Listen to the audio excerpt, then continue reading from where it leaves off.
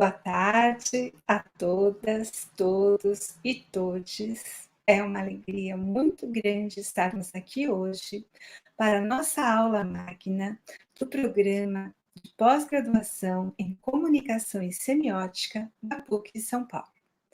Hoje, nesse encontro tão especial, nossa aula magna, teremos uma conferência com o professor Davi Rodrigues. Davi Rodrigues tem um currículo excepcional na área de pesquisa em educação e inclusão. Suas contribuições são muito vastas, com vários livros, artigos e, inclusive, homenageado em prêmios da Unesco, ONU e também da Unicef. Hoje, na crise que estamos vivendo e em sintonia com toda a proposta da pós-graduação da PUC São Paulo, conforme todos os encaminhamentos e conversas que estamos tendo, não é?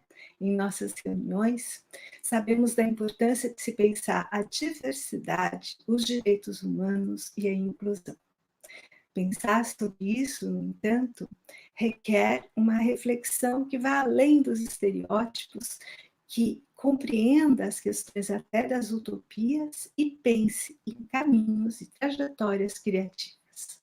Então, nessa vibração de escuta, de diálogo, de troca, vamos receber com muita alegria o professor Davi Rodrigues, e que nos dará a oportunidade de conversar, não é? Por uns 30 minutos, e depois teremos também a presença dos nossos debatedores, que irei apresentar na sequência. Como vai, professor Davi? Que alegria receber. Muito obrigado, muito obrigado. Espero que esteja tudo bem com a transmissão, porque está há bom tempo no Oceano Atlântico e, portanto, deve estar a atravessar bem do Brasil para chegar ao Brasil a minha comunicação. Queria cumprimentar a professora Lúcia Leão, coordenadora deste programa de pós-graduação em Comunicação e Semiótica da PUC São Paulo.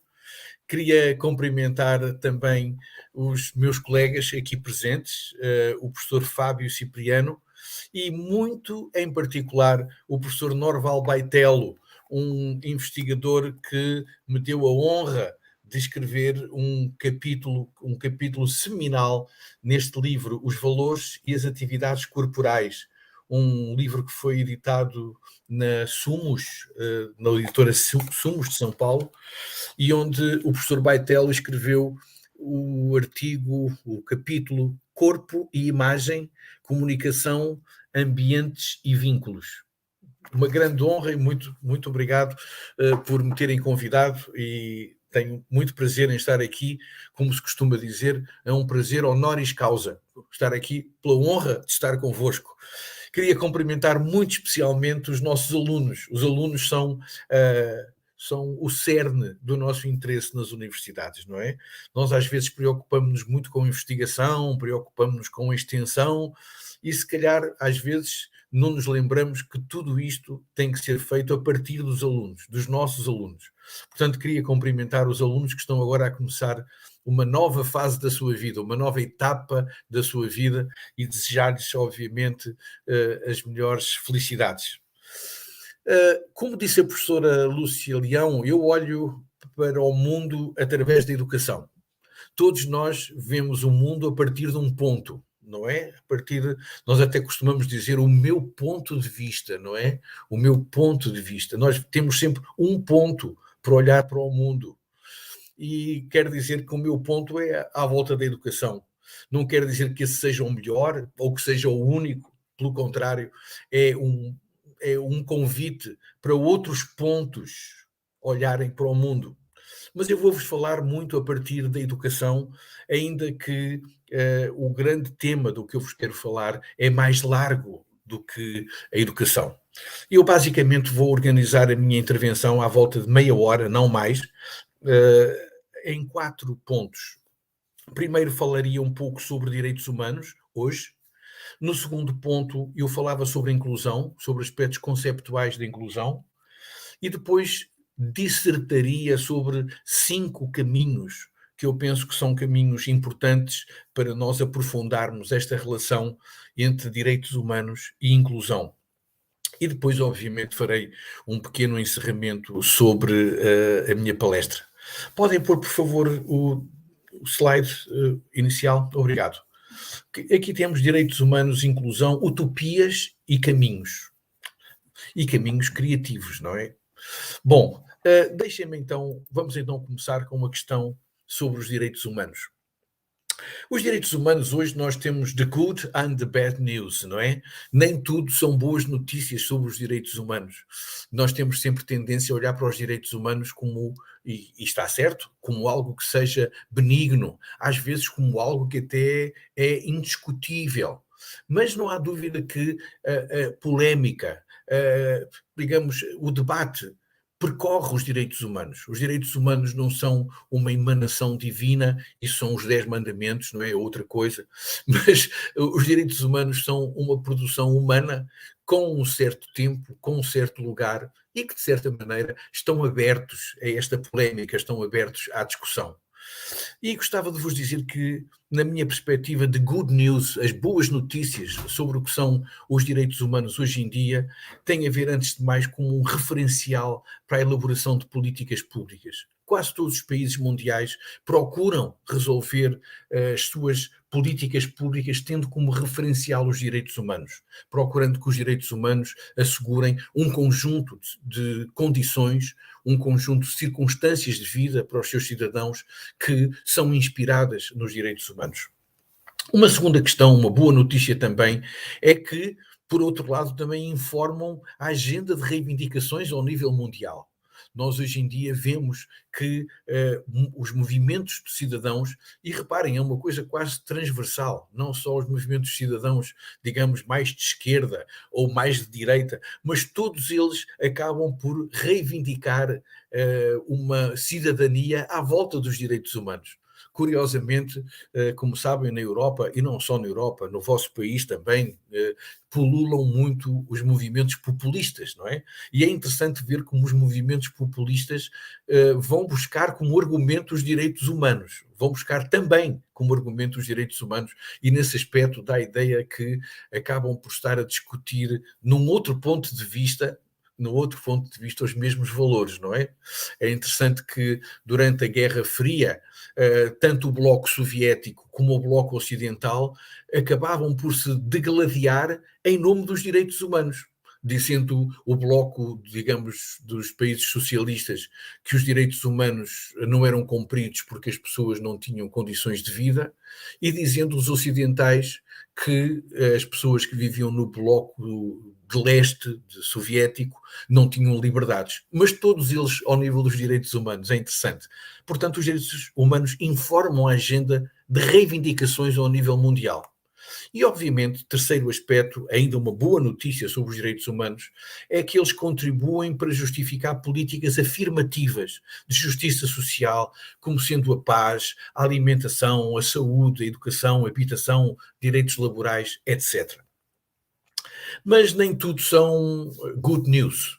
Também temos bad news. Quer dizer, os direitos humanos são também muitas vezes criticados, são muitas vezes discutidos em termos da sua insuficiência, da sua incapacidade. E, de certa maneira, os direitos humanos são desvalorizados, talvez, em 3 aspectos que eu gostava muito brevemente de vos falar.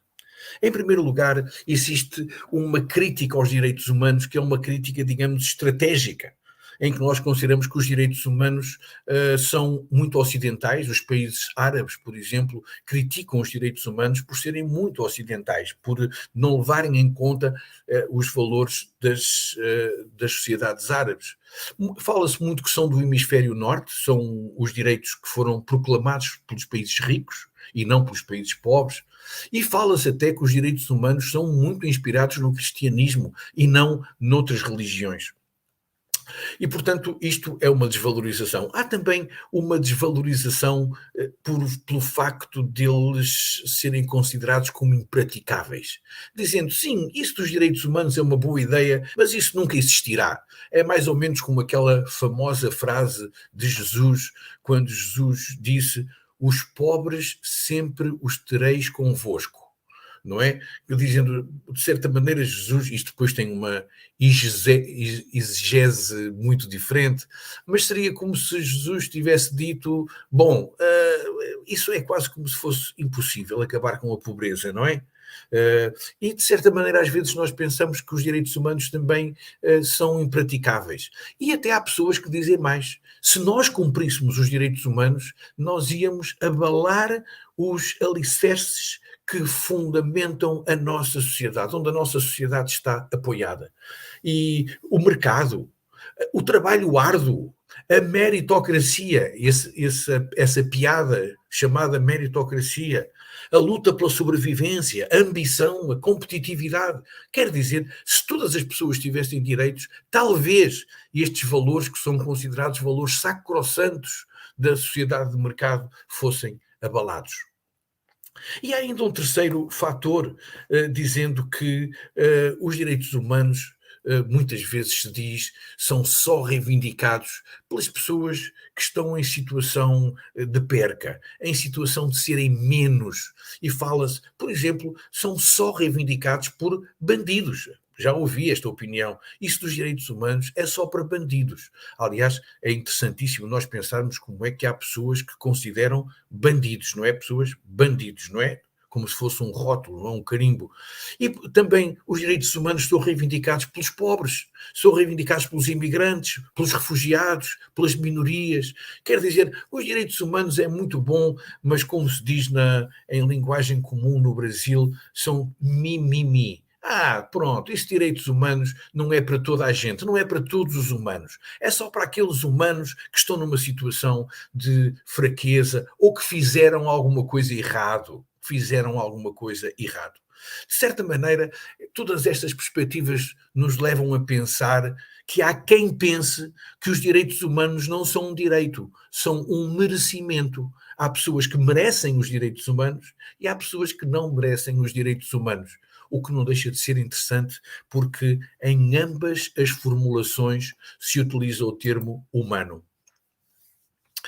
Gostava de vos dizer também que os direitos humanos hoje são dinâmicos, continuam a ser dinâmicos. Não falamos só dos direitos humanos de 1948. Nós hoje falamos em novos direitos humanos. E quem estiver interessado em direitos humanos pode ver, por exemplo, a Declaração de Monterrey de 2007, em que se fala de direitos humanos emergentes. Por exemplo, o direito de viver em paz. O direito à água potável na Bolívia, não é que foi considerado o direito à água potável, o direito à alimentação, a ter uma alimentação saudável.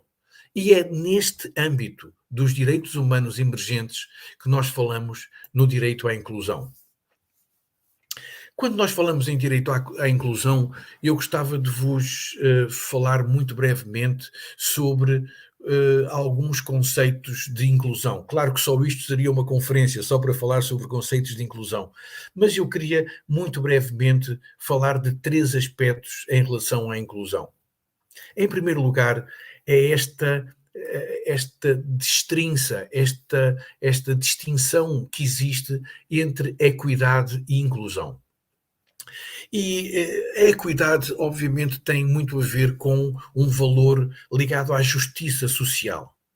E quando nós falamos em justiça social, o que nós queremos dizer é que nós vivemos em sociedades profundamente desiguais.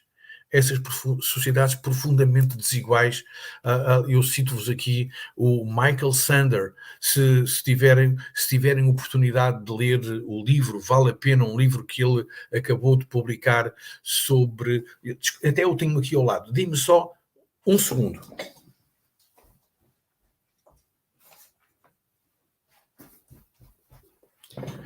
Isto não estava previsto, mas eu fui buscá-lo, chamado A Tirania do Mérito. Michael Sandel. Se tiverem oportunidade de lerem este livro, vale a pena. Sandel é um filósofo da Universidade de Harvard e ele fala sobre a tirania do mérito, o que aconteceu ao bem comum. Bom, mas isto é para vos dizer que nós quando falamos em equidade, queremos significar o combate à desigualdade. E, basicamente, a desigualdade é originada porque nós somos considerados por aquilo que não fazemos. Nós somos considerados por aquilo que não fazemos. Quer dizer, o facto de eu nascer homem ou nascer mulher, de eu nascer negro ou nascer branco, de eu nascer asiático ou nascer africano, de eu nascer numa família rica ou numa família pobre, tudo isso influencia decisivamente a minha vida. No entanto, eu não fiz nada para ter isso. Eu não fiz absolutamente nada para ter isso. E as pessoas, quando falam em meritocracia, dizem, está a ver, olhem o que eu consegui, olhem como eu consegui, foi por muito trabalho que eu consegui ter isto tudo. Eu sou rico hoje, mas trabalhei muito. Isto tem uma mensagem implícita. Quem é pobre não trabalha. E esta mensagem é profundamente absurda. É uma ousadia de estupidez. Nós podemos dizer que o facto da riqueza que a pessoa tem depende exclusivamente do seu trabalho. Portanto, quando nós falamos em desigualdade, nós queremos dizer que queremos colmatar esta injustiça que existe, que a pessoa seja premiada ou que seja segregada pelo facto de ter um conjunto de características para as quais não fez absolutamente nada. E, pelo contrário, a inclusão tem muito a ver com a promoção da interação, do sentimento de pertença. Quer dizer que eu sinto-me incluído quando sinto que pertenço a uma determinada comunidade, quando sinto que faço parte de uma determinada comunidade. Há um autor inglês que diz de uma maneira muito até humorística, que a diferença entre integração e inclusão é que integração é eu ser convidado para o baile, mas inclusão é eu ser convidado para dançar. Portanto, a inclusão tem muito a ver com esta questão do sentimento de pertença. E vocês reparem, eu posso ter um sentimento de pertença em sociedades que são desiguais. E é por isso que a equidade é uma coisa e inclusão é outra. De certa maneira, eu diria que a inclusão é uma das múltiplas estratégias que nós podemos dispor para combater pela equidade, contra a desigualdade. Este é um primeiro ponto. Um segundo ponto que eu gostava de vos falar sobre a inclusão é que o Comitê dos Direitos Humanos das Nações Unidas disse em 2019 que a inclusão é um direito multiplicador. E é um direito multiplicador exatamente neste sentido, que a partir do momento em que eu asseguro a inclusão, esta inclusão vai desencadear, vai-se enganchar, vai-se articular com outros direitos. Com os direitos que têm a ver com a saúde, com os direitos que têm a ver com a participação social, com os direitos até à democracia. Tudo isso são um conjunto de direitos que ficam dependentes de eu assegurar o direito à inclusão e por isso é que eu digo que a inclusão é um direito multiplicador. E, finalmente, um terceiro aspecto sobre a inclusão é falar da inclusão como tendo um ethos, um ambiente, ter uma identidade, se quiserem, uma identidade de solidariedade, de certa maneira, de fraternidade, o que a opõe à competição, ao lucro, à ultrapassagem do outro, etc. Não resisto a citar-vos uma frase que eu penso muito interessante, que foi publicada há cerca de 2 semanas num jornal em Portugal, de um teólogo católico, que um frade dominicano, o Frei Bento Domingos, que dizia que acontece, no entanto, isto é, na nossa educação, acontece, no entanto, que as crianças são educadas nas famílias e na escola não para se tornarem competentes em servir, mas para se tornarem competentes em dominar os outros. Isto é interessante porque nos chama a atenção para esse ethos, para essa identidade, para essa forma de ser da inclusão, que tem a ver com esta questão de sermos competentes para servir os outros, para servir o nosso próprio bem, o bem do grupo, o bem do país, o bem das comunidades, em lugar de estarmos preocupados em dominar os outros. Falamos depois, falaremos agora a seguir nesta questão das utopias. Como sabem, utopias têm a ver com o não lugar, não é? O topos, do grego, o topos, não lugares. E obviamente que nós queremos caminhar, não é? Nós queremos caminhar. E, de certa maneira, as decisões que nós tomamos antes de começar a caminhar dizem-se o caminho que nós estamos a fazer é uma utopia, isto é, uma boa utopia, ou é uma distopia, uma má utopia. De certa maneira, aquelas pessoas que fizeram muito mal à humanidade e que nós podemos enumerá-las, aliás, ainda hoje estamos a ver que há bastantes candidatos a estas listas de quem fez pior à humanidade, não é? Mas nós podemos dizer que são pessoas distópicas, são pessoas que têm uma utopia, mas que é uma utopia nefasta, uma utopia que é prejudicial, que é tóxica em relação à humanidade. E, portanto, os valores que nós definimos, que nós optamos na nossa vida, é que dizem se as nossas utopias são, na verdade, utopias ou são distopias. E todos nós, obviamente, caminhamos para faróis de superação. Todos nós queremos andar para faróis de superação, para procurarmos evoluir, para procurar desenvolver, para procurar fazer esta viagem do sítio onde estamos para o lugar por onde queremos estar.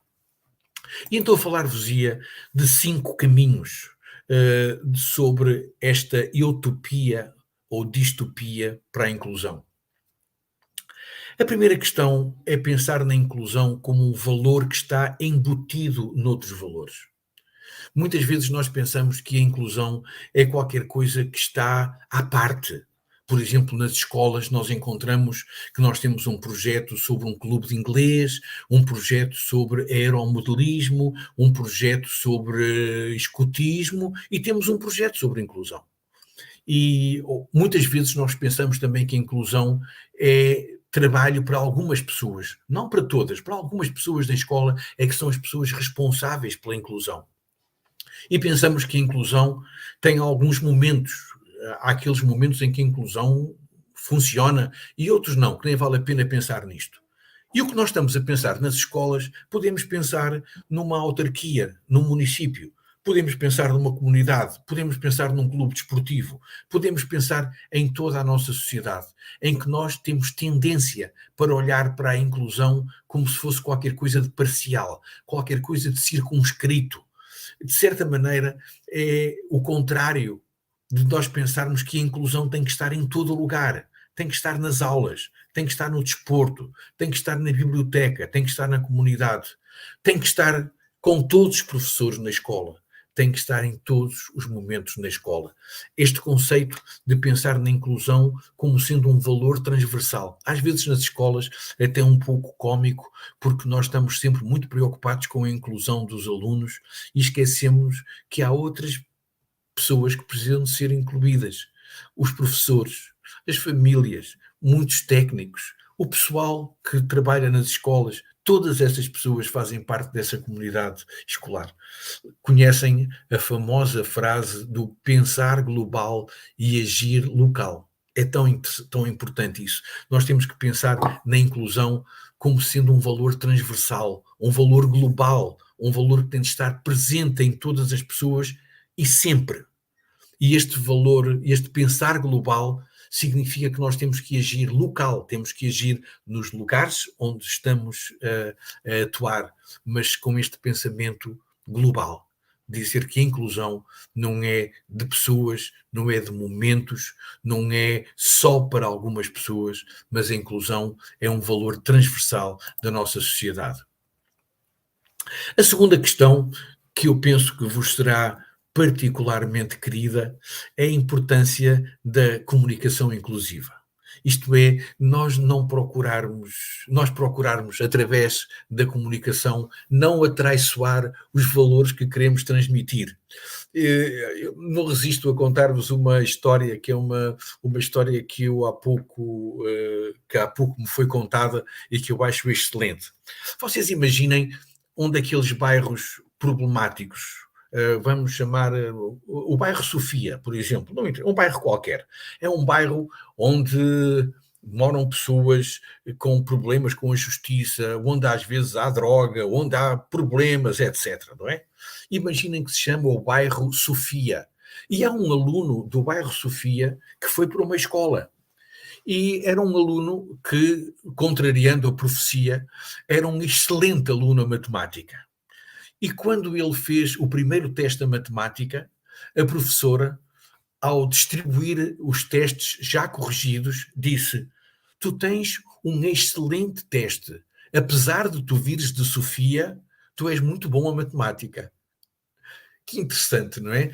Se eu perguntasse a esta professora o que é que ela fez, ela dizia que deu um grande elogio ao aluno. E esta professora não se apercebeu que a forma como ela estava a comunicar, ela reproduzia, ela aprofundava estereótipos que têm a ver com ser menos, com ser bizarro, ser esquisito, ser diferente.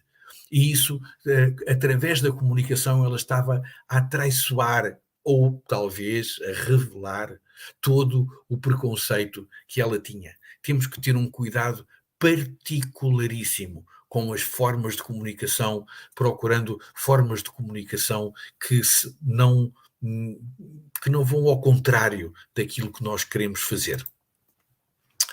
O terceiro aspecto, o terceiro caminho que eu vos queria falar é sobre a importância de nós desenvolvermos sistemas sociais com uma abordagem humanista. Hoje em dia, o termo humanista até parece um bocadinho desatualizado. E vou-lhes dizer, não é desatualizado. O termo humanista, isto é, considerar que cada pessoa é um ser humano à procura da felicidade. Nós às vezes dizemos, à procura da felicidade, mas isso é autoajuda. Não, não é autoajuda. É a Declaração de Independência dos Estados Unidos da América no século XVIII, quando se diz que cada cidadão está na the pursuit of happiness, está à procura da sua felicidade, tem direito à sua felicidade. E, portanto, quando nós falamos de uma base humanística, é dizer que todas as pessoas têm que ser consideradas como sendo pessoas capazes de se superar e capazes de assumir comportamentos racionais e comportamentos honestos.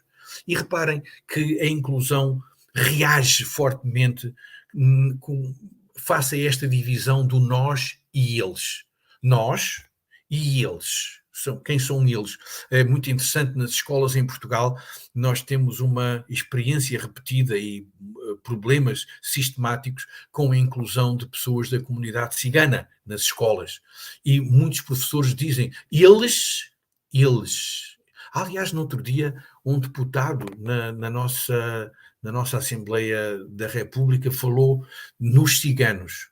E isso foi uma coisa terrível, porque esse homem cometeu um pecado capital de procurar fazer crer que os ciganos eram todos iguais. Os ciganos. Nós e eles. Quando nós falamos neles, quando nós dizemos os negros, os quilombolas, quando dizemos os haitianos, quando nós dizemos isso, nós estamos a fazer um erro tremendo que nenhum universitário deve fazer e deve apontar cada vez que ele for feito.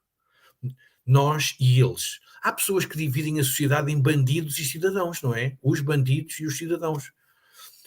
Precisamos, talvez, de julgar menos e compreender mais.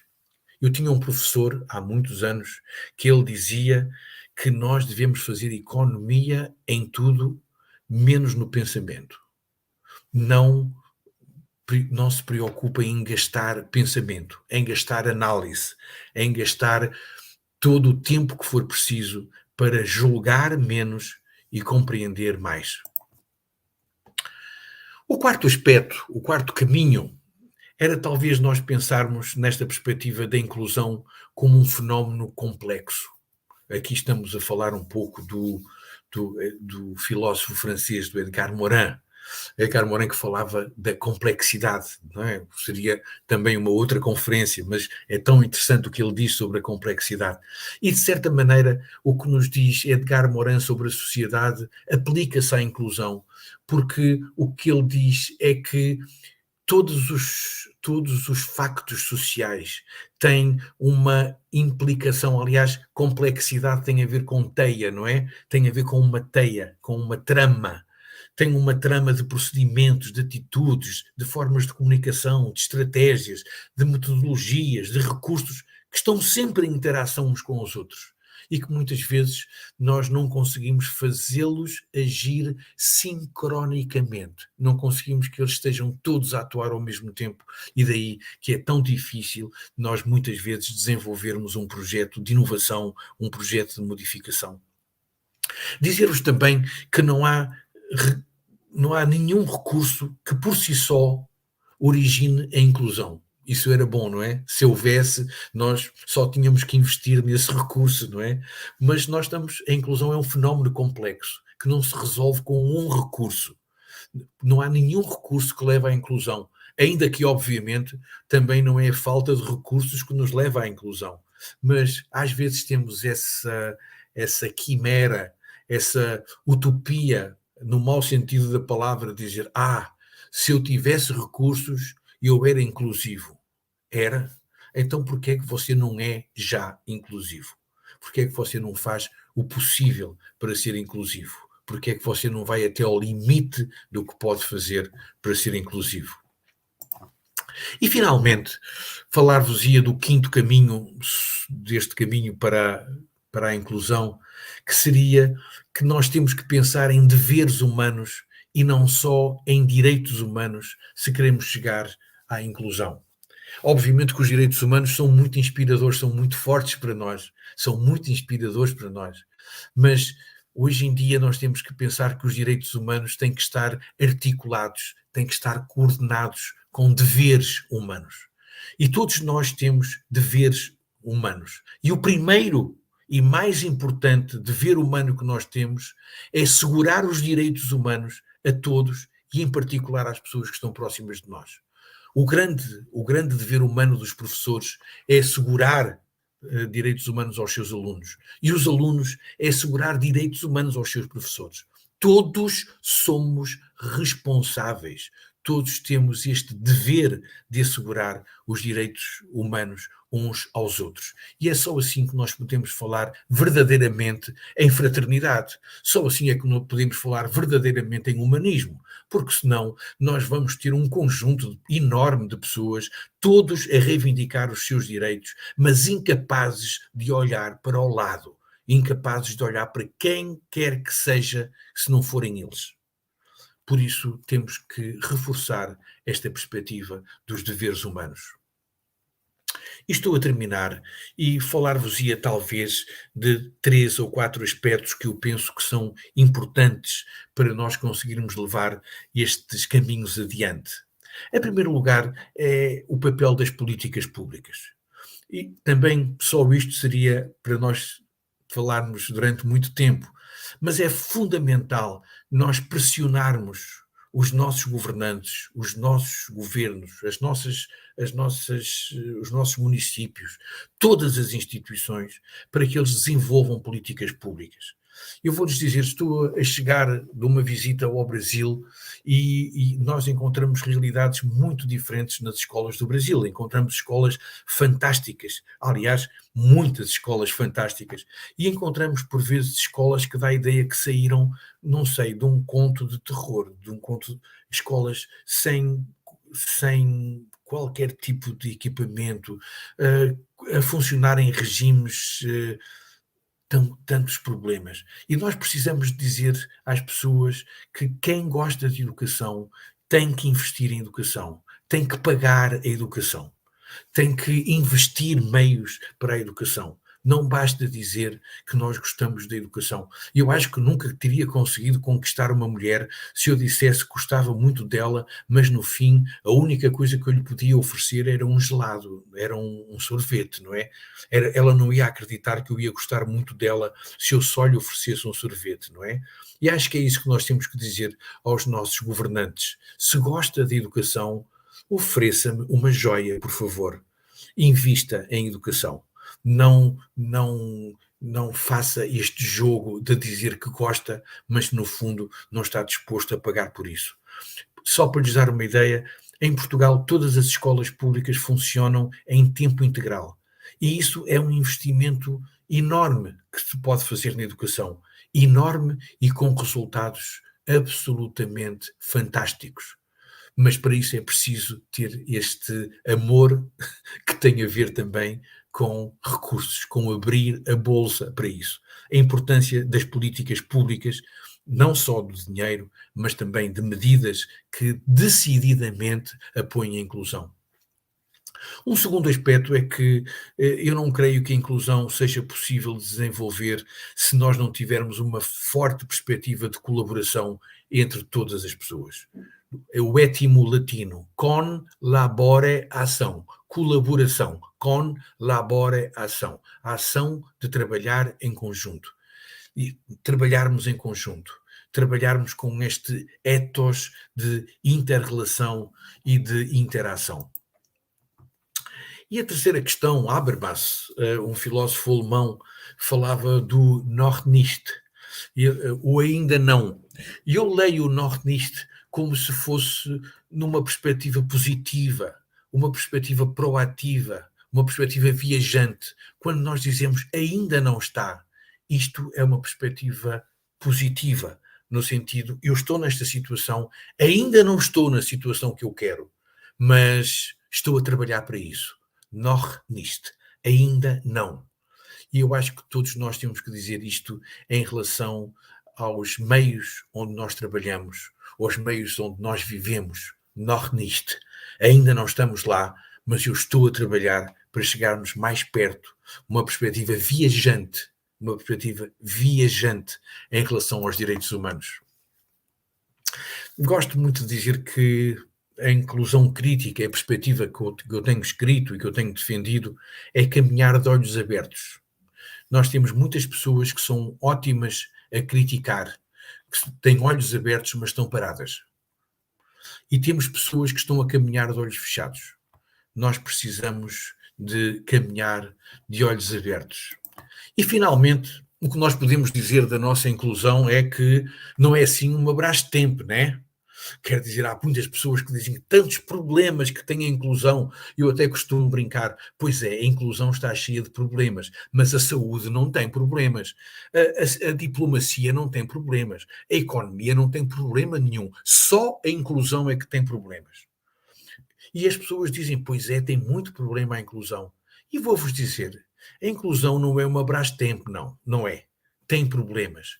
Mas o que faz a inclusão ser uma Brastemp é analisarmos criticamente as práticas e os valores que lhes estão subjacentes e agirmos para tornar possíveis, e aqui cito uma frase de Mahatma Gandhi, quando ele dizia que nós precisamos de promover as mudanças que queremos ver no mundo.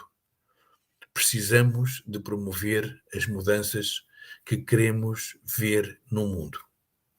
E era esta a mensagem final que eu vos deixava e agora estou disponível para conversar convosco. Um abraço.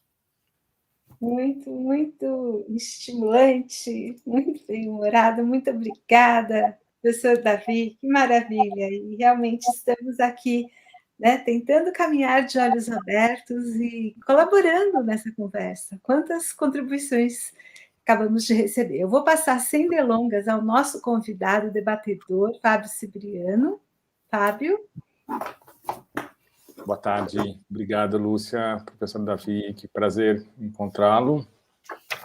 Parabéns pela fala, enfim, muito animada, muito bem-humorada, como disse a Lúcia. Eu acho que isso é essencial nesse momento que estamos ainda mais aqui no Brasil. O senhor falou que esteve aqui recentemente, então o senhor sabe, né, enfim, como todos estamos nos sentindo.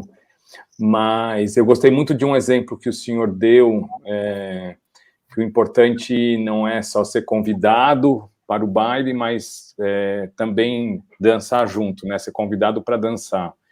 E isso me traz uma questão sobre a fisicalidade, sobre a presença do corpo, que eu gostaria que o senhor explorasse um pouco dentro desse debate sobre a inclusão, né? Nós vivemos aqui agora esse momento pós-pandêmico, especialmente na universidade, depois de quase 2 anos de trabalhos remotos, onde nós conseguimos, né, durante esse tempo todo, seguir na nossa missão, seguir o nosso trabalho, né, enfim, estarmos juntos aprendendo com os alunos, mas, ao mesmo tempo, há uma perda muito grande, eu acredito, da fisicalidade. A gente percebe, eu falava isso hoje com alguns colegas, de como alguns alunos e alunas que ficaram durante 2 anos trabalhando remotamente das suas casas perderam um pouco, não é, essa possibilidade de tocar, de estar junto.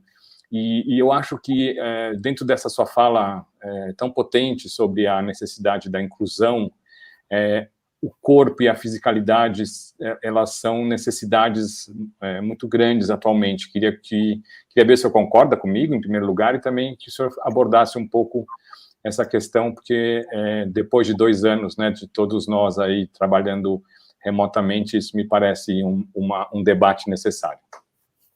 Oh, professor Cipriano, eu nem sei bem dizer-lhe qual é a latitude que tem a sua dúvida. Quer dizer, porque nós não sabemos o que é viver sem corpo.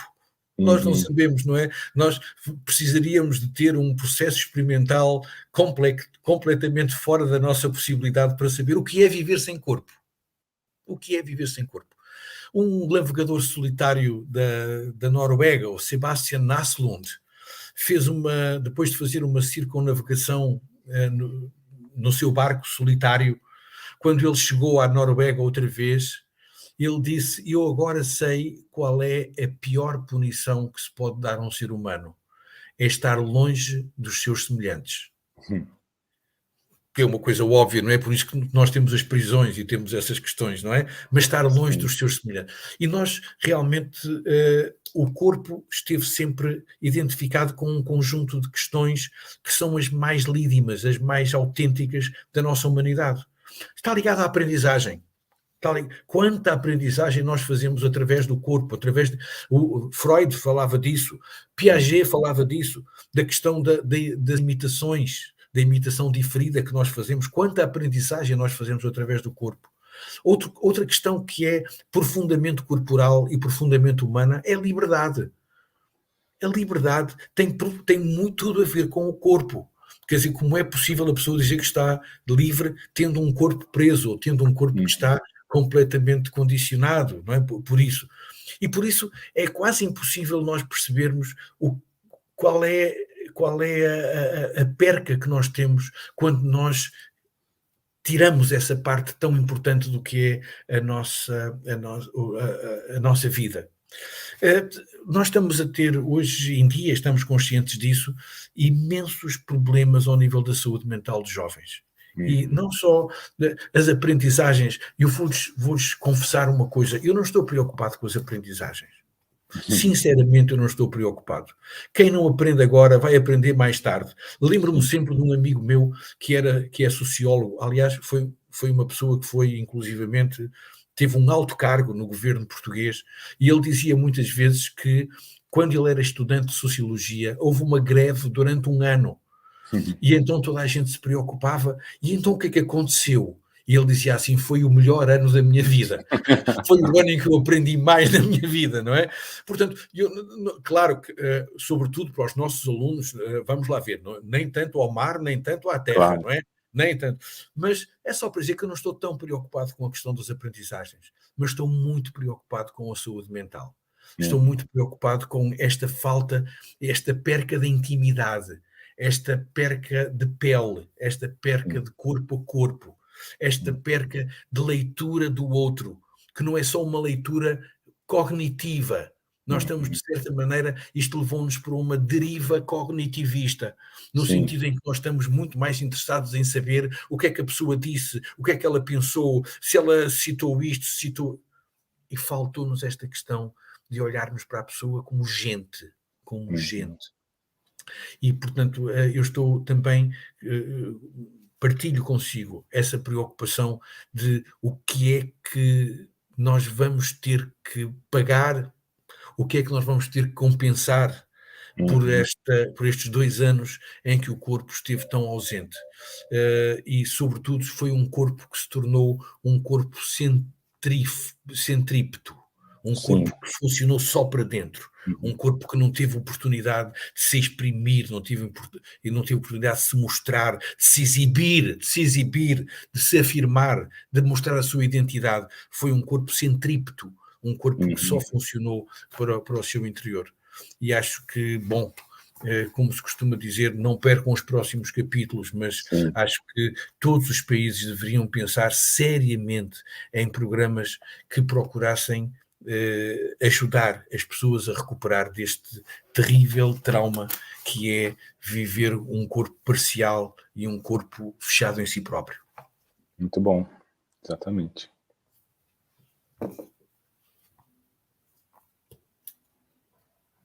Lúcia, você está desligada.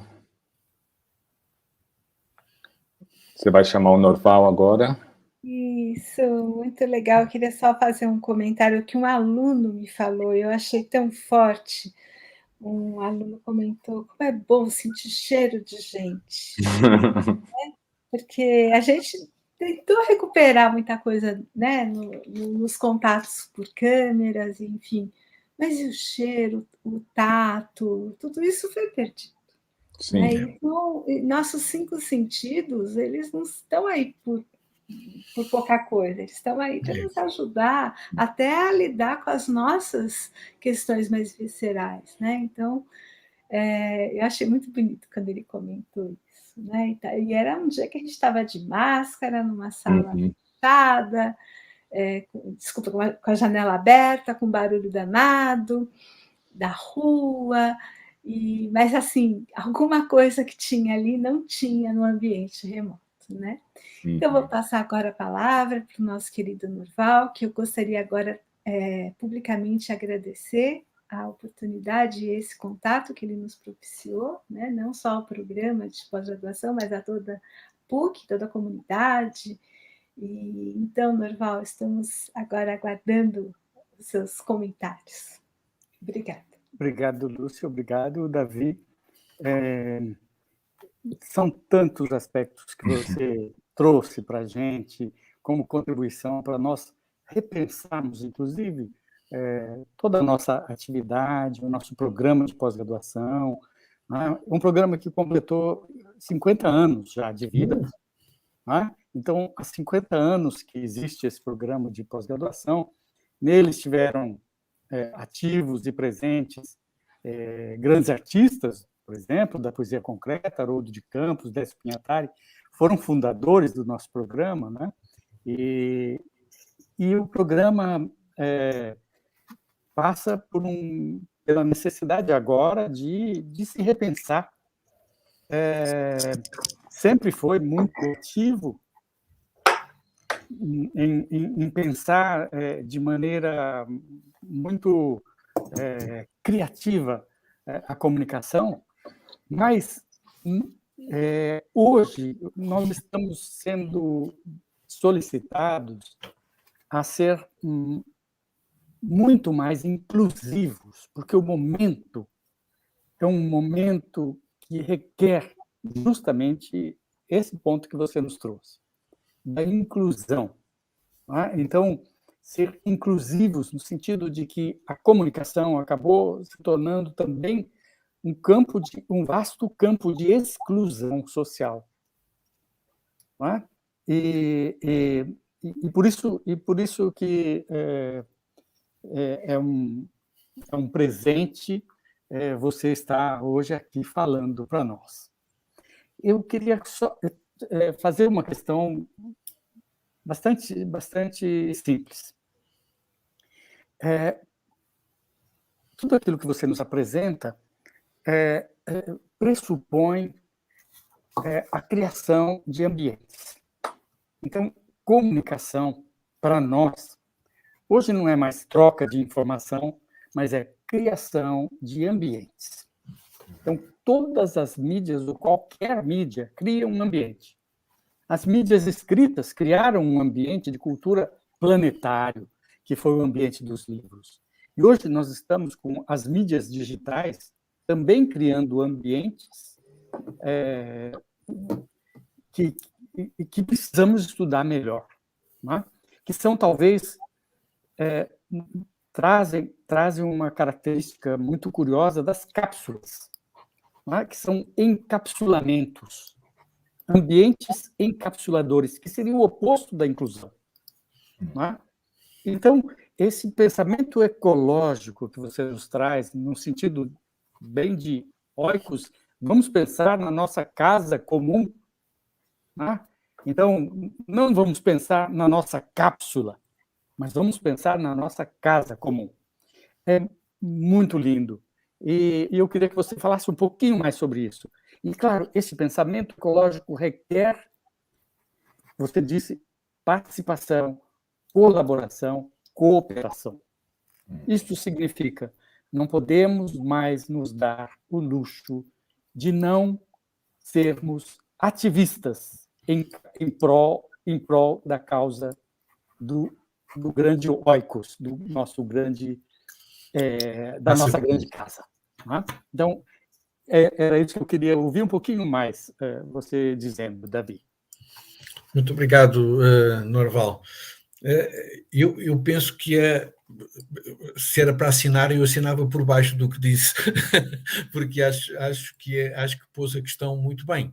Eu acho que a questão da comunicação tem muito a ver com essa questão de criar ambientes, e é muito interessante como, quando se analisa, e certamente tanto qualquer um dos colegas sabe muito mais disto do que eu, quando nós analisamos o discurso, por exemplo, que se passa na comunicação social, nós percebemos qual é o ambiente que está por trás, percebemos para onde é que aquilo nos vai levar, porque é que se usa um certo adjetivo e não outro, porque é que se levanta uma suspeição numa notícia que aparentemente não tem que ter suspeição nenhuma, ou porque é que se dá uma certeza numa notícia que está cheia de suspensões e cheia de problemas, não é? Portanto, eu penso que esta questão da criação do ambiente é muito importante. Eu digo muitas vezes aos professores que nós temos, com a nossa comunicação, temos o poder de fazer com que todos os nossos alunos se sintam inteligentes, ou fazer com que eles todos se sintam estúpidos. Sim. E eu fazia isso muitas vezes em termos práticos, não é? Eu fazia, durante 10 minutos, eu fazia um pouco da aula em que eles de repente estavam todos perdidos, não sabiam o que é que estavam a falar e começavam a falar, a dizer assim, eu não sei se vou dizer alguma coisa boa, mas... Porque eu criei esse ambiente. Eu criei esse ambiente em que todas as pessoas estavam desadequadas, estavam fora, estavam ignorantes, estavam fora. E eu posso criar outro ambiente. Um ambiente em que todas as pessoas estão dentro, em que todas as pessoas estão inteligentes, em que todas as pessoas têm qualquer coisa para acrescentar àquilo que se está a discutir, em que todas as pessoas são importantes, todas as pessoas são do oikos, são da nossa casa comum. Eu posso criar isso. E isso talvez tenha a ver com a inclusão. E tem a ver com a inclusão também com esse olhar, que é um olhar diferenciado que eu tenho de ter. Eu só consigo encontrar essa linguagem comum porque eu sou suficientemente flexível, sou dúctil, sou suficientemente diferenciado para conseguir perceber que há várias linguagens e que nenhuma delas é inferior à anterior. Nenhuma delas é inferior. E que todos nós temos um ponto de vista em relação a isso. E, portanto, eu penso que isto aumenta muito a nossa responsabilidade como atores sociais, como professores, como o que seja, aumenta muito a nossa responsabilidade, porque nós temos esse poder de criar ambientes em que as pessoas se sentem fraternas ou se sentem competitivas, se sentem inteligentes ou se sentem pouco inteligentes, sentem que sabem ou sentem que não sabem. não é? E isso é muito interessante. Há pouco tempo, uma colega minha da universidade, ela estava a trabalhar com um modelo que se chama Desenho Universal para a Aprendizagem, que hoje se fala muito do Desenho Universal para a Aprendizagem. E então ela disse, vocês podem apresentar o vosso trabalho da maneira que quiserem. E havia uma aluna brasileira do Nordeste. Vocês sabem o que ela apresentou? Apresentou poesia de cordel. Fez uma poesia de cordel para apresentar o que era o conhecimento da...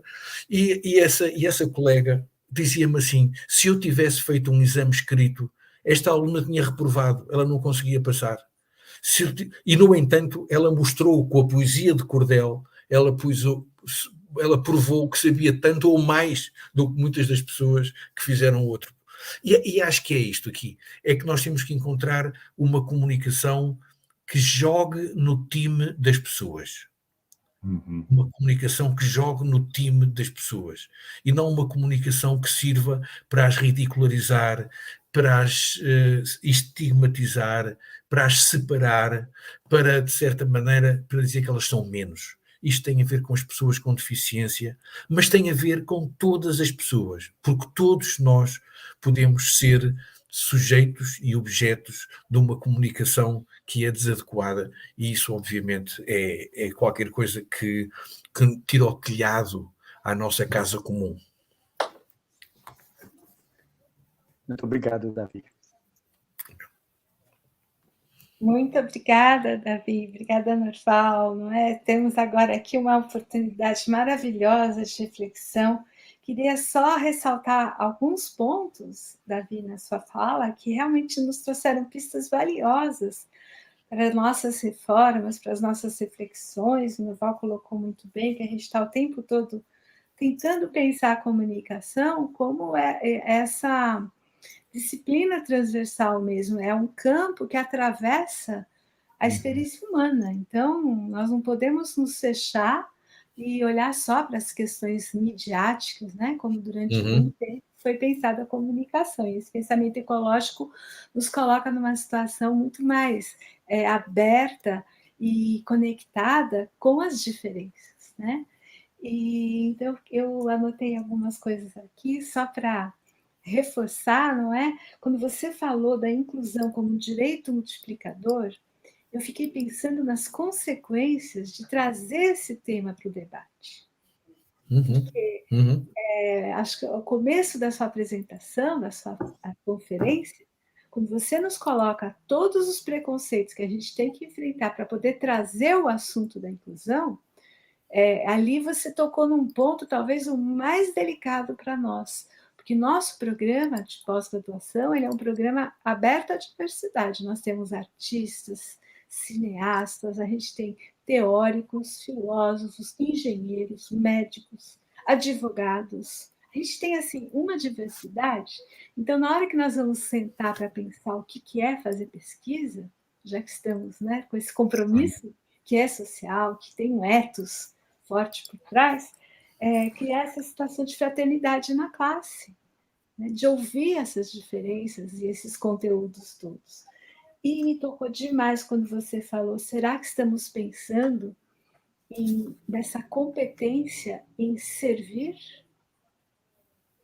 Porque vivemos no Brasil, um país com tantas desigualdades. Então, o aluno que está vindo para um mestrado, para um doutorado, ele é um ser realmente privilegiado, né? Ele está numa situação de poder multiplicar esse privilégio para a sua comunidade, para a sua família. Eu sempre falo, comece a conversar sobre o seu projeto de mestrado com a sua família. Ah, mas minha mãe nunca estudou, minha mãe não valoriza isso, meu pai acha que isso é besteira. Eu falo assim, não interessa. É ali que você vai entender os encadeamentos que você vai ter que traçar nessa tapeçaria que você vai ser condutor.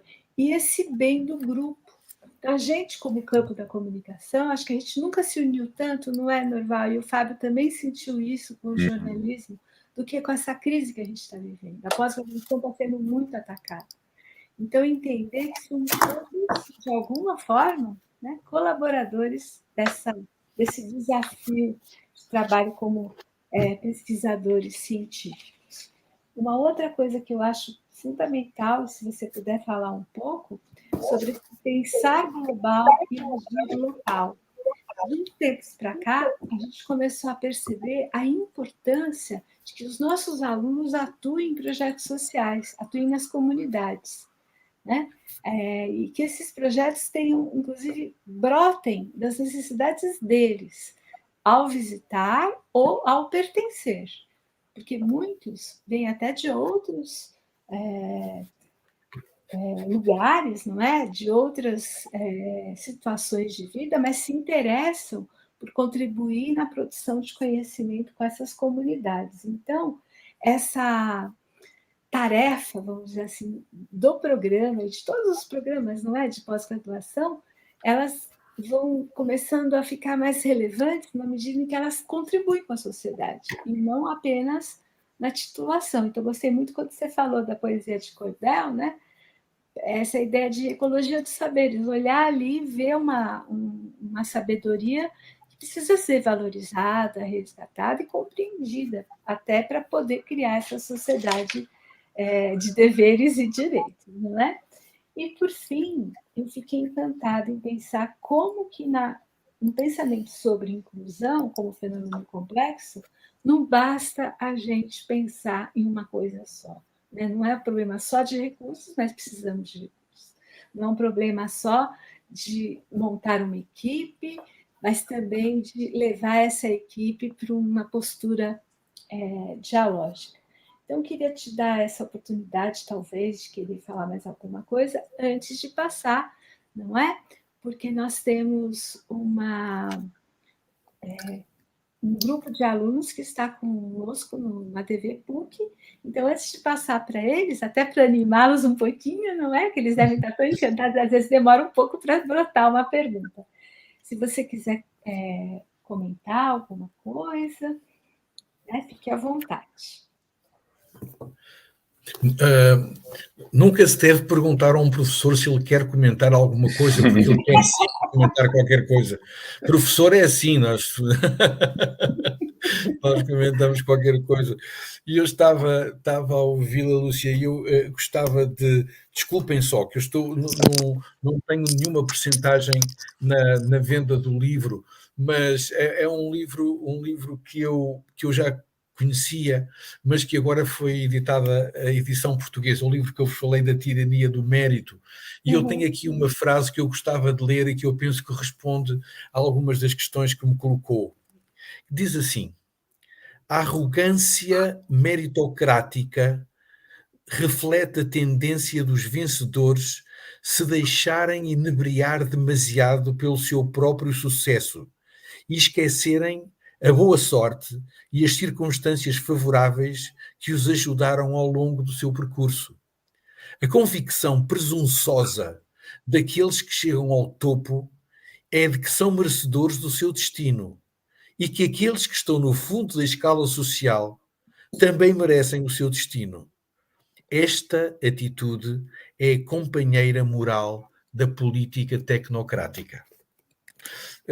Acho que é uma análise muito boa sobre a perspectiva da meritocracia, que eu penso que nós não podemos... A meritocracia, como sabem, é uma piada, não é? Que algumas pessoas apressadamente consideraram que era uma teoria, não é? Mas era uma piada. A meritocracia é uma piada.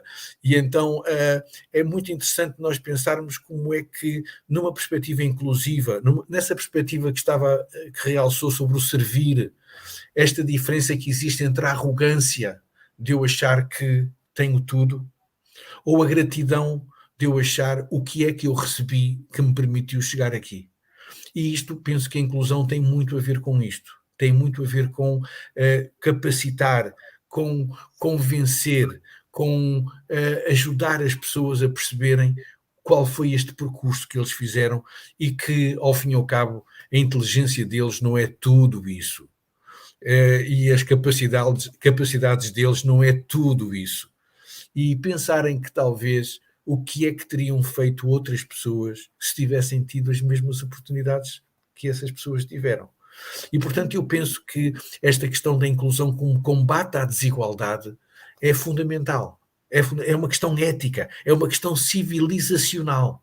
é uma questão civilizacional, que é de nós percebermos que o percurso que nós fizemos tem uma história, tem uma historicidade, não é um presente dos deuses, não é? Quando fala da questão do local e do global, como sabe, em literatura inglesa tem aparecido o termo glocal, que é a mistura do global com o local, glocal, dizendo que toda a nossa realidade é glocal, no sentido em que tem componentes globais e componentes locais.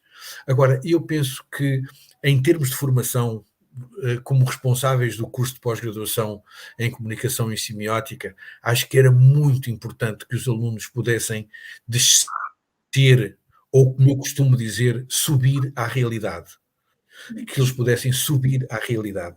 Era muito bom, através de algum tipo de trabalho, algum tipo de imersão numa realidade, com perspectivas de investigação-ação, ou que os ajudassem também a perceber o quanto de global há no local. Quanto de global há no local. Eu faço este exercício com os professores também, não é? Quando os professores dizem, sabe, eu sou uma pessoa muito prática, eu sou muito prático.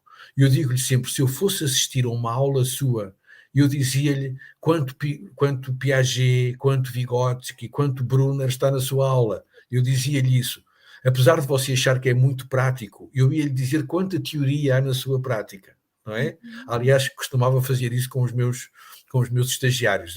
No final, eu dizia quanta teoria que existia na prática, para evitar essas pessoas que dizem eu não me interessa a teoria, só me interessam as práticas. As práticas são informadas pela teoria, pelos valores, pelas utopias e pelas distopias, não é? Que nós temos. O termo ecologia da inclusão é um termo que é usado repetidamente, sabem? Até se passou uma coisa interessante que eu vos posso confessar aqui. Eu usava o termo ecologia da inclusão no que eu escrevia, e descobri que havia um autor inglês, que inclusivamente é meu amigo, que também escrevia sobre a ecologia da inclusão. Portanto, eu fiquei sem saber de quem é a paternidade, mas acho que tem um pai e uma mãe, deve ser isso. Eu sou o pai ou a mãe e ele é o pai ou a mãe. Mas acho que é muito importante este conceito da ecologia da inclusão. Pensar que a inclusão não é um recurso, não é Brastemp, não é aquela coisa que nós tiramos e lava a roupa toda. Não, é um processo complexo, um processo de encontros, de desencontros, de dinâmicas, de contradições, de dificuldades, e é daqui que surge eventualmente o resultado do que é a inclusão. Haveria mais coisas para comentar, mas acho que agradeço-lhe o seu comentário também, Lúcia. Obrigado. Muito obrigada, Davi. Eu estou aguardando aqui, está um pouquinho lento o meu celular, eu não sei se temos perguntas dos alunos que estão nos acompanhando. Estamos no YouTube, ao vivo, com o chat, temos 34 pessoas ali, mas eu ainda não vi nenhuma pergunta. Então, não sei se eu passo novamente a palavra para o Norval. Norval, gostaria de discutir mais alguma das incríveis questões que o Davi nos trouxe? Não tem mesmo nenhuma questão aí? Não, pergunta alunos, não. Tem pessoas falando assim, olha, Aline Mioto, eterna gratidão por compartilharem o saber. Eu sou grata por ouvir vocês que têm visão da educação. O Ivo também falou boa tarde. Aí tem pessoas que se apresentam, não é? Então, e algumas pessoas chegaram atrasadas, já aviso que estará disponível, sim, a gravação. Nós temos o canal do programa, né? Temos o canal da TV PUC, que mantém todos os registros desses encontros, dessa aula magna estará lá, e temos também, olha, o professor Ivo Ibre, do nosso programa, nos fala: queria cumprimentá-lo pela clareza dos conceitos apresentados sobre tema tão complexo. A propósito, gostaria de ouvir um pouco mais sobre a complexa interdependência entre equidade e inclusão. E temos uma pergunta muito boa. Uma pergunta. Luiz Carlos Yazbek, eu vou falar essa também. Sim. Luiz Carlos Yazbek. Meritocracia é uma política de reconhecimento utilizada para motivar progressão em programas de cargos e carreiras. O senhor acredita, então, que segrega e exclui mais do que promove o desenvolvimento? Muito bem, olha, vou começar por aí. Obviamente, vamos lá ver. Todos nós seríamos favoráveis a uma determinada meritocracia, não é verdade? Vamos ver. Eu não estou aqui a diabolizar a meritocracia. Acho que as pessoas que têm mérito devem ser reconhecidas. As pessoas que têm mérito devem ser reconhecidas. Acho que nós temos que saber distinguir quem tem mérito e quem não tem. Saber distinguir no sentido de incentivar, de encorajar, de dar mais meios a pessoas que têm mais mérito, sem dúvida. A questão não é dar mérito a essas pessoas, é nós sabermos como é que essas pessoas chegaram a esse mérito.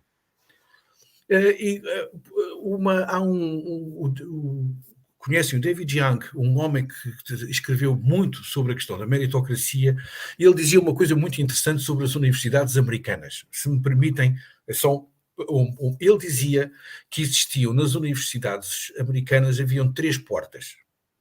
Havia a porta dos fundos. A porta dos fundos era a porta por onde entravam os estudantes, em que os pais davam grandes somas para a universidade. Por exemplo, o presidente Donald Trump, e isso é público, doou $1,5 milhão para os 2 filhos deles entrarem numa universidade conceituada ao nível dos negócios. Isso é a porta dos fundos. Depois ele diz, ainda existe uma porta lateral. A porta lateral, que foi agora aquele estudo do Singer, não é? Em que ele disse que há esquemas nas universidades americanas em que os alunos são, digamos, um esquema fraudulento, em que se diz que o aluno tem muito jeito para basquetebol, porque assim ele pode entrar para a universidade. E então falsifica-se um documento a dizer que ele é muito bom em basquetebol e pode entrar para a universidade. Isso é entrar pela porta do lado. E depois há os que entram finalmente pela porta da frente. Os que entram pela porta da frente são aqueles que são aprovados no exame de admissão. Ora bem, o que diz o David Young é que em todos estes existe uma corrupção da meritocracia. Mesmo aqueles estudantes que entram pela porta da frente, nós podemos nos perguntar, ao fim e ao cabo, quais foram as condições que eles tiveram. E vou-lhes dar uma ideia. Na Universidade de Harvard, o 1% da população mais rica dos Estados Unidos tem 2/3 de alunos na Universidade de Harvard. Vamos cá ver se nos entendemos, não é? Isto não tem a ver com inteligência. 1% mais rico da população americana tem 2/3 dos alunos na universidade. Portanto, o que é que se quer dizer com a meritocracia? Não é, obviamente, retomo outra vez. Eu acho que as pessoas que têm mérito devem ser reconhecidas. Toda a minha vida eu passei, como professor universitário, passei a reconhecer o mérito das pessoas e a dar melhores classificações às pessoas que trabalhavam mais e que eu achava que tinham um trabalho melhor. Agora, nós não podemos entrar naquela quimera, naquela cegueira de dizer se ele teve melhores notas é porque é mais inteligente e não se passou mais nada antes disso. Nós temos que saber que há várias portas para entrar na universidade. A porta dos fundos, a porta lateral e até a porta da frente está também contaminada por questões que têm a ver com esta enorme desigualdade social.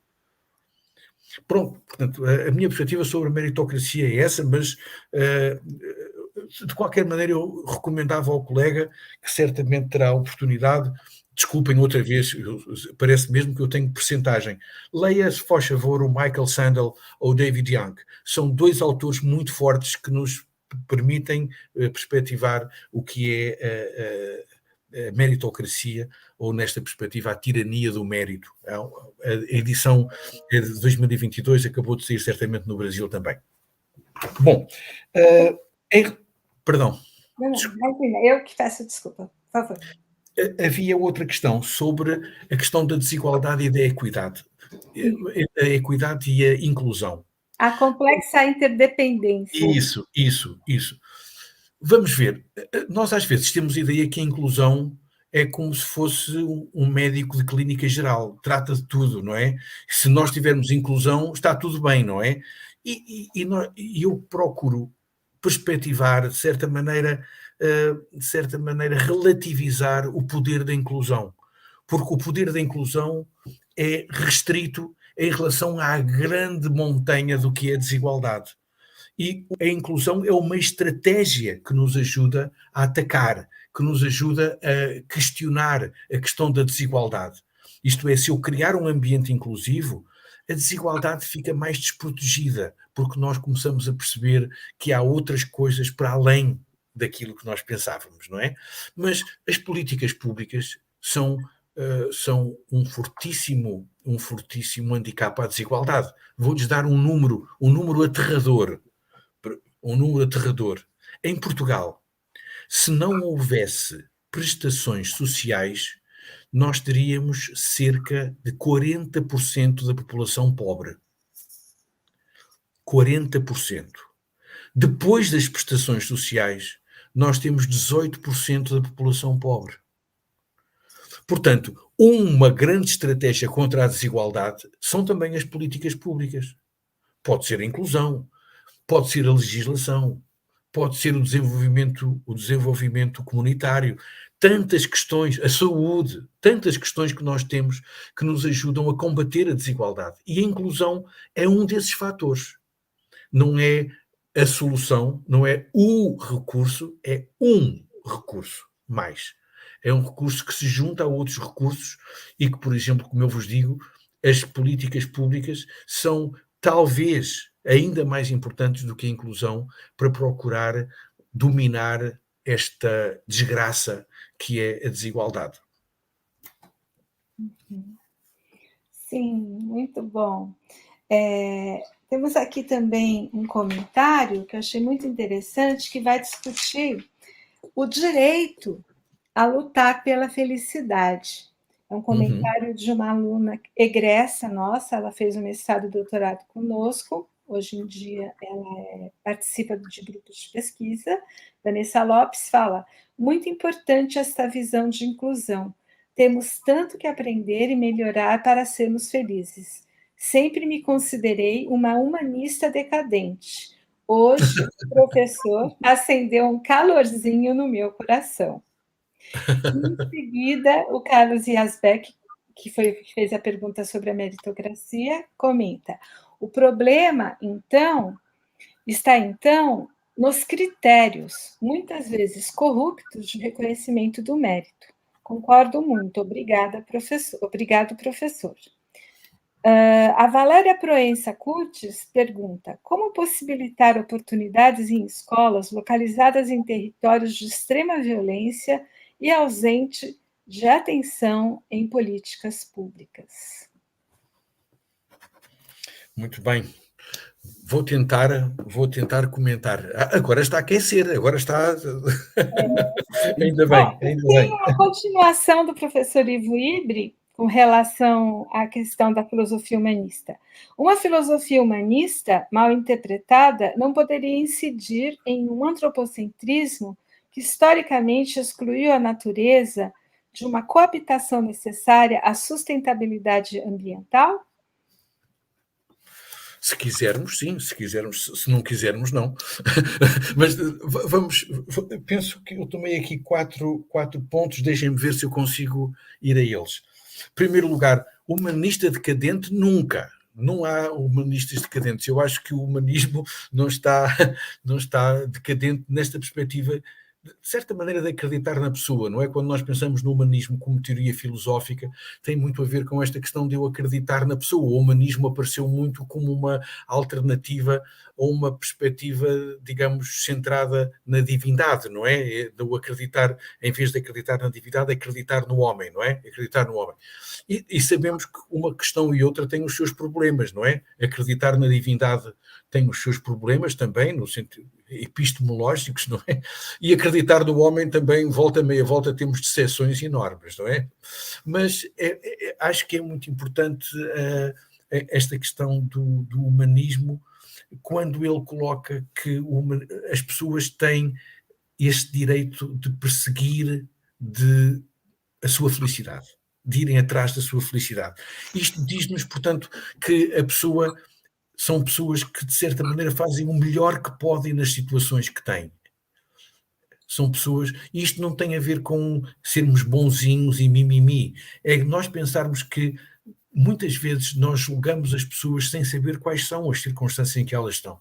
Os americanos usam muito sem estar nos seus sapatos, não é? Sem termos calçado os seus sapatos, não é? E é muito fácil dizer que uma pessoa que é preguiçoso, que os baianos não trabalham, é muito fácil dizer que não é, é muito fácil, não é?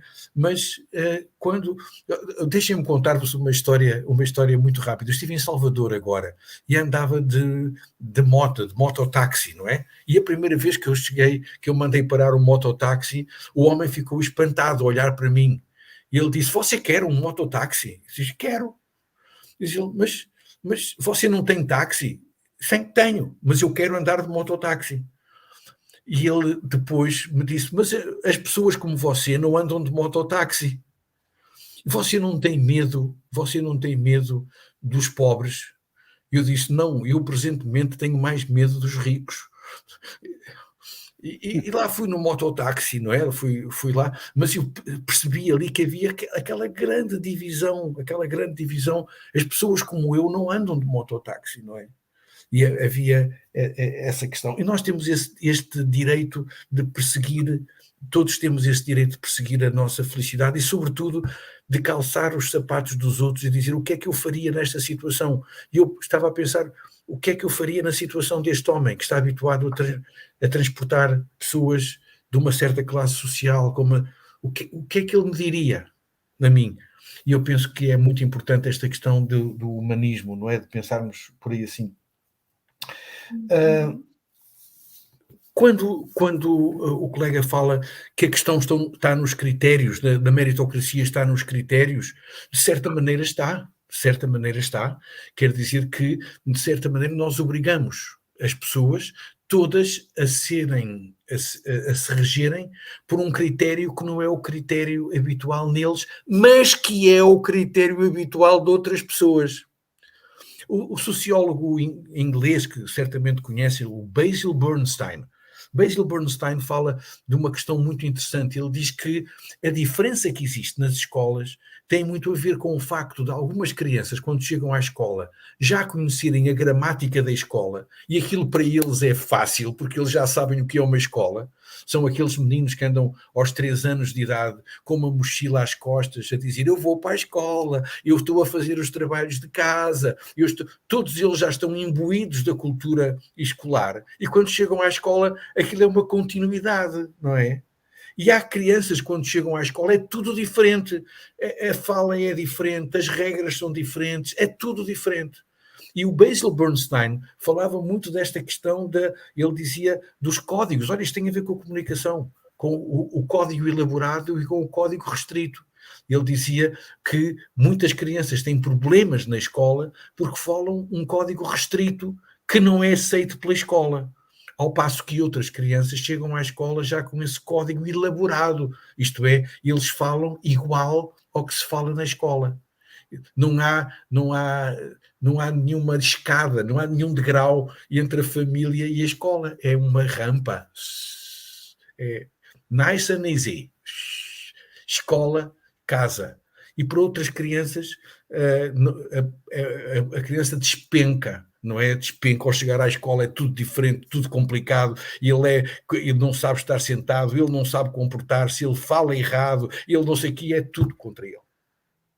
E, portanto, eu penso que quando nós dizemos é uma questão de critérios, sem dúvida é uma questão de critérios, mas temos que ter atenção que a maior parte das vezes na sociedade nós estamos a beneficiar certas pessoas que usam o mesmo critério, que foram educadas nesse critério, e estamos a prejudicar pessoas que, não sendo incapazes, que não sendo menos inteligentes, que não tendo menos competências, acabam por ser prejudicadas porque não foram aculturadas nestes critérios, não é? Em relação a isso. O humanismo pode ser considerado, digamos, pouco ecológico? Poderia, o humanismo do século XIX, mas o humanismo não ficou parado à nossa espera. O humanismo também evoluiu e hoje em dia, quando consulta a Sociedade Humanista Americana e outras sociedades, vê que existe uma grande preocupação desse homem da sustentabilidade, do homem da ecologia, da ecologia de todo o planeta. Portanto, não creio que esta perspectiva humanística exclua a perspectiva do humanismo de maneira nenhuma, exclua a perspectiva da sustentabilidade do planeta. Bom, acho que basicamente era isso, mas se tiverem mais alguma questão... Olha, temos assim alguns comentários, muitos agradecimentos, e uma professora do nosso programa, Cristine Mello, comenta: pensamento nítido, organiza nossas bases epistemológicas. Muito obrigada, professor Davi. E o Luiz Carlos Yazbeck volta: ótima essa do professor de mototáxi em Salvador. Tenho medo de ricos. A exclusão é guiada por preconceitos, como diz o professor. Yazbeck, Lúcia. É o Yazbeck. Professor Yazbeck é de Brasília, não é? E foi nosso aluno também aí, tá? Fez mestrado e doutorado conosco. E está em Brasília, como professor lá. Né? Muito bem, muito bem. Muito bom. Eu acho que tivemos uma excelente tarde, uma tarde muito estimulante, com provocações, com transformações até em algumas colocações, não é? Acho que essa conversa ela tem que continuar. Nós temos que ter outros encontros, muitas oportunidades para que a gente possa realmente, que a sua experiência toda com a questão da inclusão possa nos ajudar, nos abrir pistas, não é, Norval? Para o nosso programa, para o próprio campo da comunicação, está precisando se abrir para isso.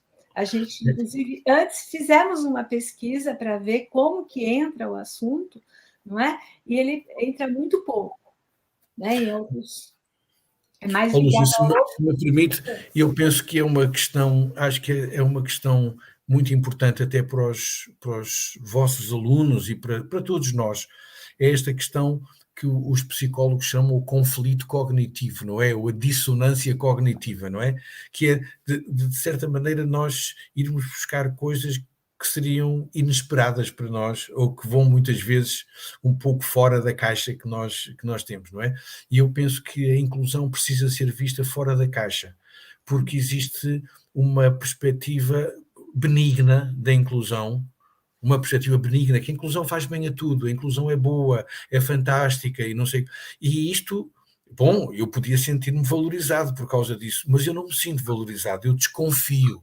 Quando as pessoas começam a dizer que a inclusão é assim tão boa, eu desconfio que a inclusão não foi discutida suficientemente, que nós não percebemos que a inclusão é um fenómeno humano e é um fenómeno também ele próprio dialético, dinâmico e contraditório muitas vezes.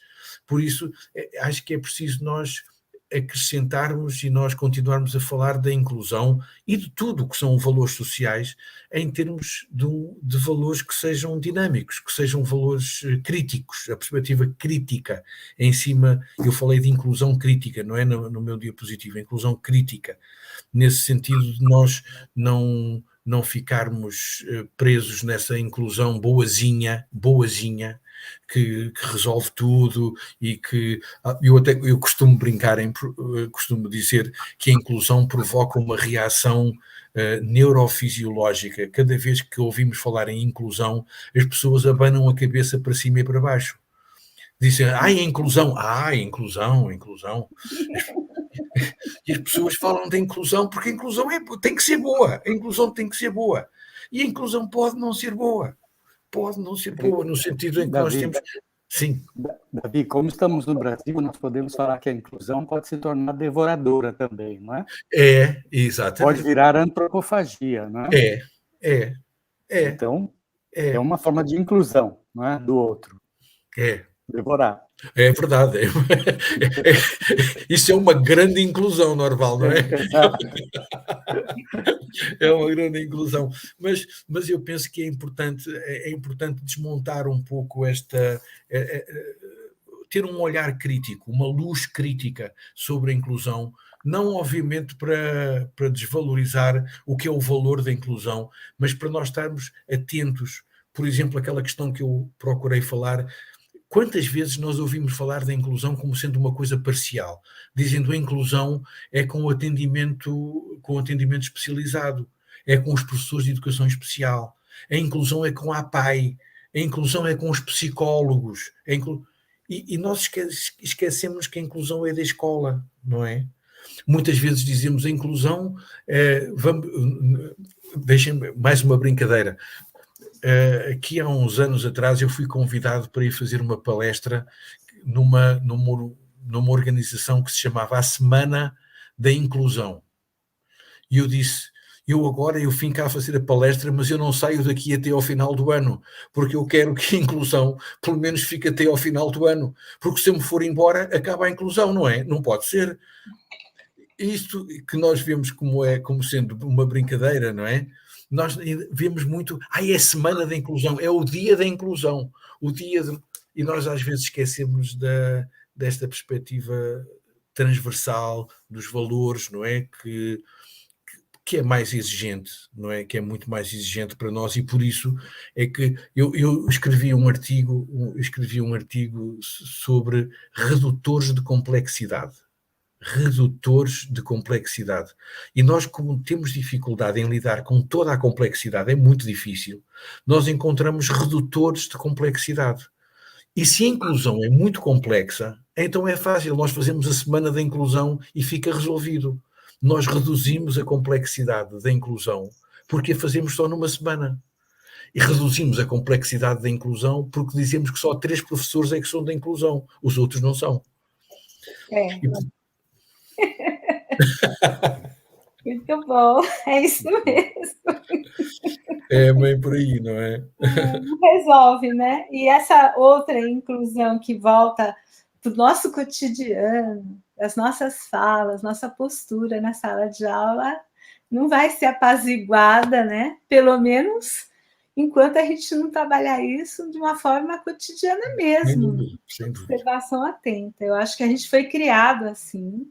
Eu brinco muito quando na classe a gente sente, pelo menos nas turmas que eu pego, essa diversidade, inclusive, alguns alunos mais jovens já foram criados num ambiente que valoriza a diferença, que respeita muito mais aquilo que não necessariamente estaria sendo valorizado numa academia tradicional, né? Então, eu brinco assim, eu falo, a gente tem que ter paciência, porque todos nós aqui passamos por processos que são processos que foram sendo instituídos na nossa formação. O Brasil tem uma história de educação também que foi calcada em preconceitos, enfim. Então, tem que ser um trabalho de todo mundo se ajudar, né? A inclusão depende até da paciência com quem ainda não entendeu da importância da inclusão, não é uma coisa assim. Claro. Então, assim, opa, você acha que você não tem que se preocupar com isso? Tem que se preocupar sim, vamos lá, olha, eu quero que você seja incluído na discussão da inclusão. Porque para alguns realmente é um desafio assim, que vai além do que se imaginou, né? E eu acho que talvez, outra coisa que eu tenho observado nas pesquisas é que coisas que estão emergindo com mais frequência, discussões, por exemplo, sobre feminismo, né, direitos de igualdade de gênero, problemas graves com relação a preconceitos com culturas indígenas, e até o problema das cotas que a gente está enfrentando agora, cotas étnico-raciais, eu acho que tem muito dos redutores de complexidade aí, né? Porque coloca-se como um problema para ser discutido numa reunião, tal dia, que nós vamos criar uma política para isso. Sendo que não, a política inteira de funcionamento da instituição tem que levar em conta essa diversidade que está crescendo. E isso é bom. Eu acho que isso é um bom desafio, né? Se você coloca numa situação de ter que dançar, né? Uma boa dança. Bom, estamos nos aproximando do final. Eu queria saber, primeiro, se o Norval tem mais alguma colocação. Enquanto isso, eu vou acender a luz, porque escureceu aqui. Só um minutinho. Sem dúvida. Não, Davi, eu não quero me colocar na posição privilegiada de meritocracia. Acho que os nossos convidados, alunos e ex-alunos e professores, colegas, já fizeram questões bastante importantes. Acho que já o exploramos bastante hoje, Davi, né? E eu quero só dizer da minha felicidade de poder ouvi-lo. Fazia muitos anos que É verdade. eu não ouvia, né? E poder partilhar o seu conhecimento e a sua experiência nesta área com os nossos colegas, alunos e ex-alunos, e que atualmente também são colegas. Tá? Então, muitíssimo obrigado, Davi, e espero que não demoremos tantos anos de novo para claro. nos ver, não é? Então, que você possa vir aqui presencialmente um dia, de repente, na PUC de São Paulo, se encontrar com os nossos colegas e os alunos. Com certeza, Norval, não pode demorar tanto tempo, porque o tempo agora está a descer, anda mais depressa, não é? O tempo mesmo, agora está a descer, e, portanto, não pode demorar tanto tempo, não porque pode, não vai dar tempo. Muito obrigado, foi um grande prazer voltar a vê-lo com esta nossa produção, não é? Sim. Se puderem, senhores estudantes, leiam este artigo do professor Norval Baitel, que está aqui, que é ótimo. Obrigado, Davi. Bom, então, professor Davi, quer falar mais alguma coisa? Não? Acho que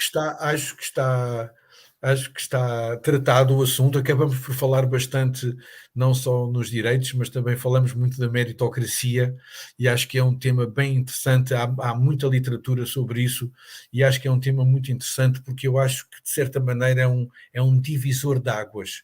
A perspectiva que nós temos de olhar para a sociedade em termos de meritocracia é um divisor de águas em relação a posições éticas e em posições até políticas, não é? Mais diretamente.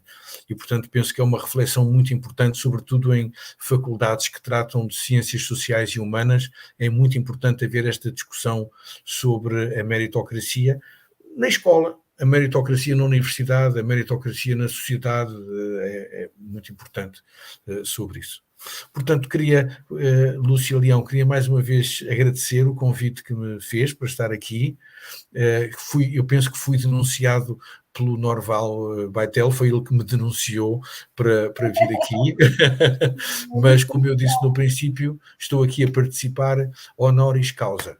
Pela honra de estar aqui convosco, é uma honra estar aqui convosco, é um prazer estar aqui convosco, e logo vemos se houver outras oportunidades para conversar com os vossos estudantes e noutra situação. Eu estou sempre disponível, porque isto para mim não é uma carreira académica, que eu terminei a minha carreira académica, isto para mim é uma ética. Conversar convosco é uma ética para mim, e, portanto, tudo o que vier a mais é lucro. E até por uma questão, em minha casa já ninguém ouve muito o que eu digo, preciso mesmo de encontrar novas populações para ouvir o que eu digo. Que ótimo! Professor Davi, que prazer conhecer. Um grande abraço, fiquem bem. Vontade realmente de trocarmos muitas ideias, discussões, que a gente tenha muitas oportunidades. Tenho certeza que todos que nos ouviram aqui agora, os que vão nos ouvir, porque esse vídeo estará lá no YouTube, serão muito incentivados a transformar a maneira de olhar para a inclusão. Muito obrigada. Muito obrigado. Boa noite. Obrigada. Boa noite. Deus, Lúcia. Deus, Norval. Boa noite. Um abraço. Um grande abraço. Obrigado. Obrigada.